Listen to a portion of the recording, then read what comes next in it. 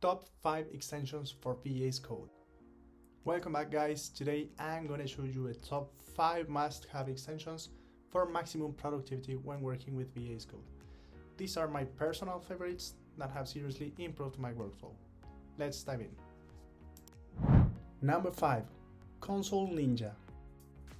This extension displays console outputs and runtime errors directly in your editor from your running browser or node application. The same log outputs that you get in your browser DevTools console tab or terminal, you get them right next to your code. This is useful when debugging because instead of having to switch between application contexts, the values are connected to your code and displayed directly in your editor. Number 4. Paste JSON as code. This extension is mainly helpful when working with TypeScript.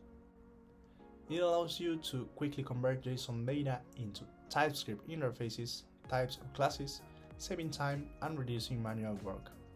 Simply copy a JSON object and paste it as structured TypeScript code, making it easier to work with API responses or predefined data structures. Number 3. React snippets. With this extension, you won't need to memorize the structure of a React component. As the name suggests, it makes implementing components super easy. Just type a simple shortcut and the extension instantly generates the complete code snippet for you. You can browse the snippets section on the extension page to see all the available shortcuts. Number 2. Prettier. Prettier is one of the most popular code formatters. It ensures a consistent coding style by automatically formatting and wrapping code when needed. It helps a lot when working in a team, ensuring everyone follows the same formatting style. Number 1. REST Client. This one makes API testing quick and effortless, keeping it super handy. REST Client lets you send HTTP requests and view responses directly within VSCode, without needing external tools.